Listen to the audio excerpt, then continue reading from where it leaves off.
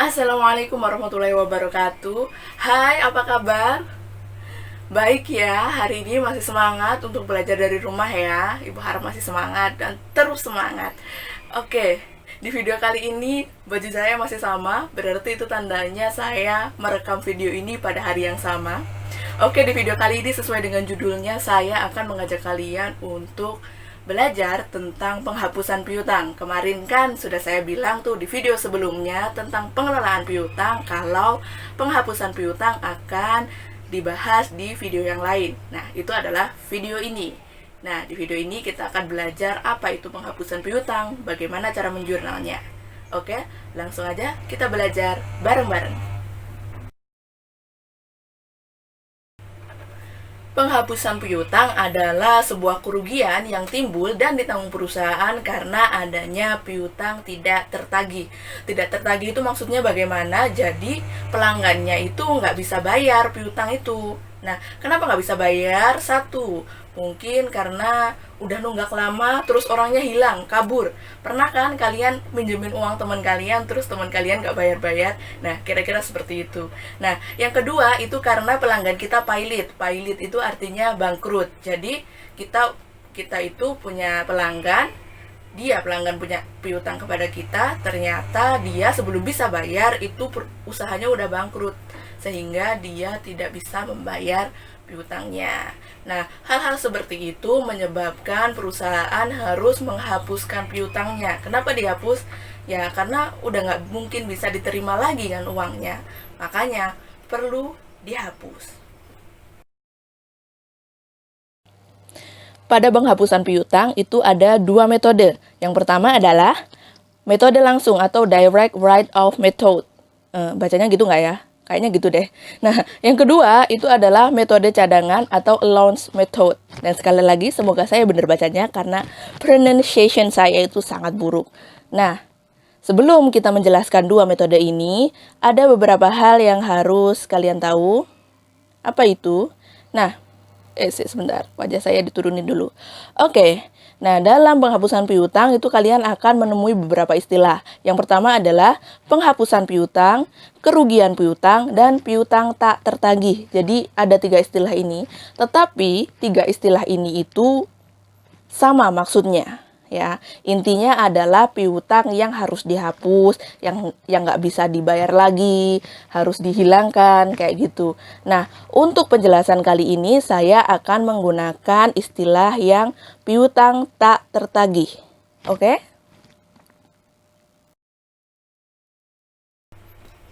Metode penghapusan langsung atau direct write-off method itu maksudnya bagaimana ketika perusahaan menghapusnya langsung. Jadi piutangnya itu langsung dihilangkan saat itu juga. Jadi beban dari kerugian piutang tak tertagih ini itu langsung didebitkan dan piutangnya otomatis langsung dikurangkan saat itu juga. Nah, metode langsung ini hanya bisa dilakukan ketika pelanggan itu benar-benar sudah tidak bisa ditagih lagi kayak gitu. Jadi pelanggannya itu udah benar-benar kabur, atau kalau enggak pelanggannya itu udah benar-benar pailit. Jadi langsung dihapuskan kayak gitu. Nah, jurnal untuk penghapusan piutang metode langsung adalah seperti ini. Sesuai dengan yang saya jelaskan tadi, bahwa bebannya langsung dicatat, berarti beban bertambah kan karena terjadi kerugian di sebelah debit, beban piutang tak tertagih. Ingat, saya akan menggunakan istilah beban piutang tak tertagih. Tapi kalau kalian menemukan soal atau studi kasus lain dengan istilah yang berbeda, itu berarti sama loh ya. Dan kreditnya karena piutang berkurang itu berada di sebelah kredit. Nah, penghapusan ini dilakukan kapan? Tadi sudah saya jelaskan kalau pelanggannya itu benar-benar hilang atau pelanggannya itu bangkrut. Sebagai contoh yang real, yang mungkin relate dengan kalian itu ketika kalian memberikan pinjaman kepada teman kalian. Kalian minjemin duit kan kepada teman kamu. Nah, ternyata habis itu temanmu nggak bayar-bayar, ngilang, atau enggak teman kamu itu ternyata jatuh miskin, terus tidak punya uang sama sekali untuk membayar, sehingga ya udah deh aku ikhlasin aja. Nah, ketika kalian mengikhlaskan uang yang kalian pinjamkan kepada teman kalian, inilah jurnal yang harus dibuat. Nah, Contohnya adalah pada tanggal 10 Oktober 2019, PT Amanda menghapuskan piutang dari UD Murni. Jadi, PT Amanda itu punya pelanggan namanya UD Murni. Nah, UD Murni ini punya piutang sebesar 1.500.000. Tetapi ketika piutangnya belum dibayar, ternyata UD Murni ini bangkrut. Akhirnya mungkin PD Amanda ini orangnya baik ya, perusahaannya baik sehingga ya udah deh kasihan bangkrut, aku ikhlasin aja. Akhirnya dihapuskan dengan jurnal metode langsung seperti ini. Bebannya berada di debit 1.500.000 dan piutangnya di kredit sebesar 1.500.000. Nah, bagaimana kalau ketika sudah dihapus tiba-tiba ternyata UD Murni ini bisa bayar kayak gitu. Kalau sama teman udah diikhlasin, ya udah deh aku ikhlasin aja dia nggak bayar-bayar. Tapi suatu hari ternyata temenmu ini datang. Aku bayar dong utang aku yang kemarin kayak gitu. Utang aku yang kemarin. Oh iya nggak apa-apa bayar. Berapa ya kemarin? 1.500.000. Nah ketika piutang udah dihapus, terus ternyata orangnya bisa bayar, itu jurnalnya seperti apa? Seperti ini. Nah, ketika piutangnya udah dihapus, ternyata orangnya bisa bayar, yang pertama harus dilakukan adalah memunculkan kembali piutangnya itu. Nah, caranya memunculkan kembali berarti piutang yang tadi sudah dikredit itu dikembalikan dengan cara didebit. Jadi tinggal dibalik jurnalnya dari jurnal yang penghapusan tadi. Nah, kalau sudah dimunculkan, barulah nanti mencatat penerimaannya seperti halnya menerima piutang seperti biasanya. Kayak gini, kas pada piutang, kayak gitu. Sebagai contoh, pada tanggal 5 Desember, UD Murni memberikan informasi kepada PD Amanda bahwa dia sanggup melakukan pembayaran.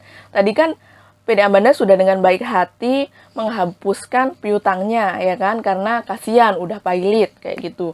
Udah dihapus, ternyata akhir tahun UD Murni ini datang. Saya bisa bayar kok, kayak gitu.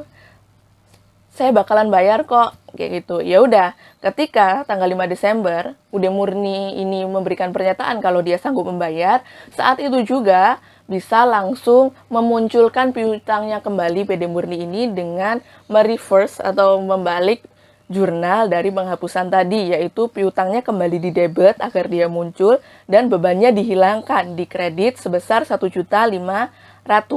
Nah, setelah UD Murni ini menyanggupi untuk membayar, akhirnya pada tanggal 10 dia benar-benar bayar. Dia benar-benar bayar sebesar 1.500.000. Sehingga dicatatlah penerimaan piutang itu seperti penerimaan piutang biasanya, yaitu kasnya debit karena penerimaan piutang kasnya bertambah dan piutangnya karena dibayar sudah berkurang di kredit sebesar 1.500.000.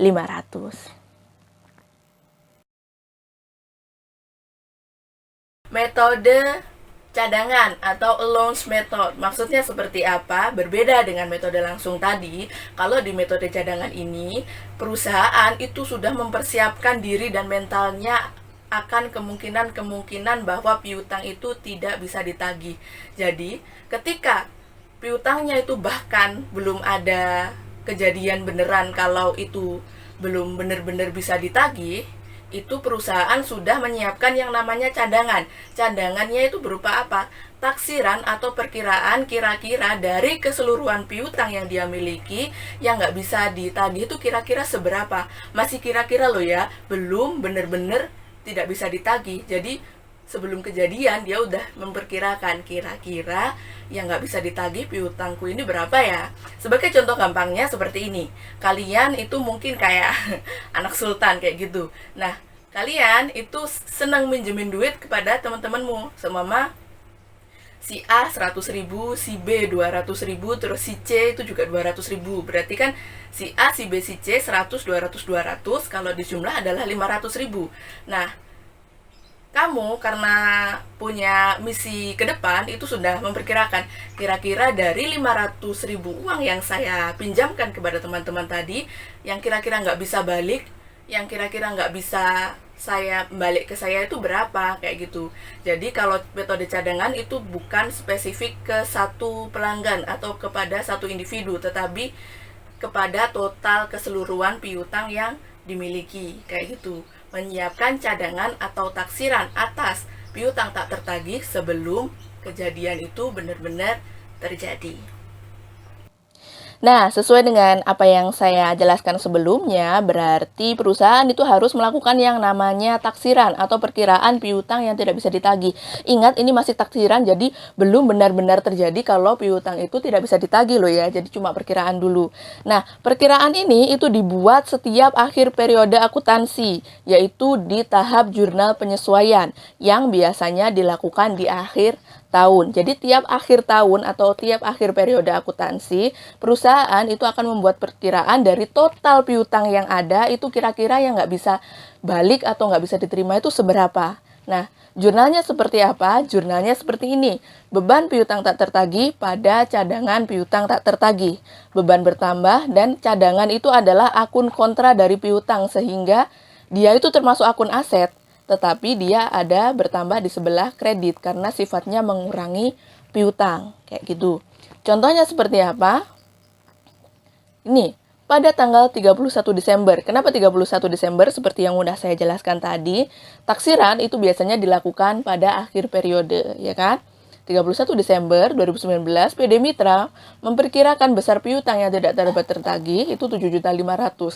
Jadi, dari sekian banyak piutang yang dia miliki, diperkirakan akan ada 7.500.000 yang tidak bisa ditagih. Ingat, 7.500.000 ini bukan satu pelanggan ya, tetapi perkiraan dari total keseluruhan yang dia miliki. Jurnalnya seperti apa? Seperti tadi, beban piutang tak tertagih 7.500.000 dan cadangan piutang tak tertagih 7.500.000. Nah, setelah dicadangkan, bagaimana kalau ternyata benar-benar terjadi piutang itu nggak bisa ditagih?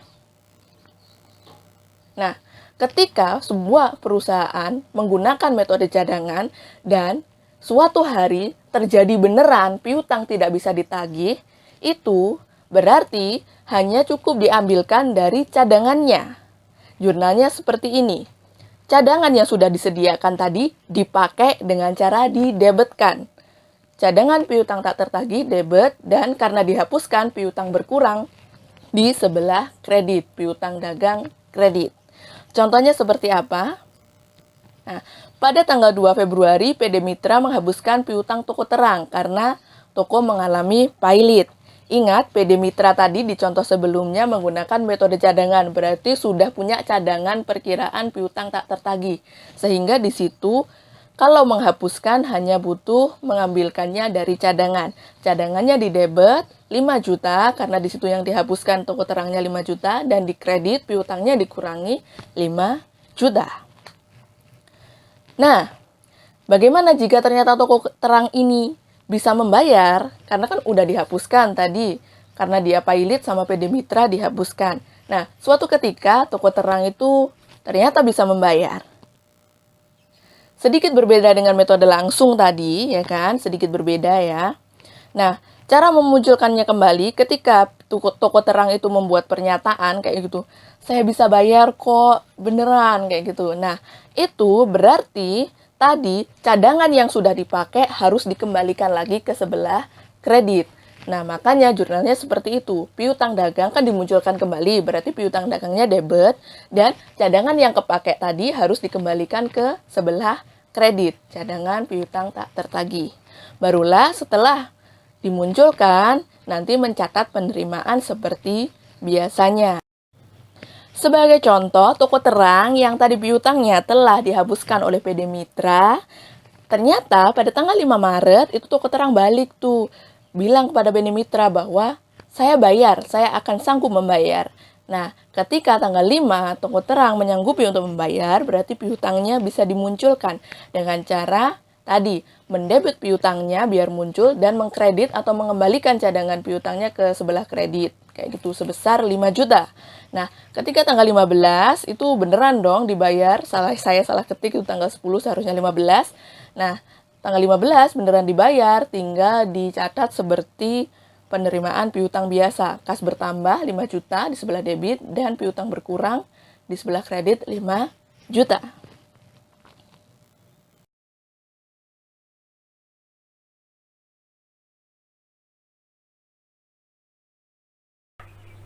Nah, ada kalanya seorang debitur atau pelanggan itu mungkin bisa membayar, tetapi nggak semuanya. Maksudnya nggak semuanya itu gimana? Nah, tadi kan seumpama yang dihapuskan itu 5 juta. Terus suatu hari dia datang nih, terus bilang, saya bisa bayar kok, tapi nggak semuanya, kayak gitu. Seumpama piutangnya 5 juta, terus saya sanggupnya cuma separuhnya aja, 2.500.000 kayak gitu. Apakah dalam akuntansi diperbolehkan? Boleh, kayak gitu. Seumpama tadi yang dihapuskan itu 5 juta. Nah, ketika dia balik atau pelanggan itu balik memberikan pernyataan itu dia bisa bayar, tapi nggak semuanya, cuma separuh gitu. Semua tadi 5 juta, separuhnya 2.500.000, berarti piutang yang perlu dimunculkan itu juga hanya separuhnya, kayak gitu. Jadi kalau tadi yang dihapus 5 juta, ketika pelanggan datang dan memberikan pernyataan kalau bisa membayar tetapi hanya separuh, jurnal untuk memunculkan kembali piutangnya itu bukan 5 juta tetapi 2.500.000 sesuai dengan kemampuan pelanggan tersebut. Jadi diperbolehkan. Nah, begitulah kira-kira ringkasan perbandingan antara jurnal untuk metode langsung dan jurnal untuk metode tidak langsung. Sudah paham bukan? Intinya adalah dalam penghapusan piutang itu ada dua metode, yaitu metode langsung dan metode tidak langsung. Nah, setelah di jurnal, jangan lupa ya dimasukkan juga ke dalam kartu piutang. Meskipun dalam video ini saya tidak membahas kartu piutang, tetapi ingat, semua transaksi terkait dengan piutang itu harus dimasukkan ke kartu piutang. Nah, cukup ya untuk video kali ini. Sudah paham kan tentang penghapusan piutang? Kalau belum paham, seperti biasa silahkan menghubungi saya dan bertanya dengan sopan. Bagi anak-anak, tetap stay di rumah, jaga kesehatan, dan minum vitamin. Jangan lupa olahraga. Wassalamualaikum warahmatullahi wabarakatuh. Bye.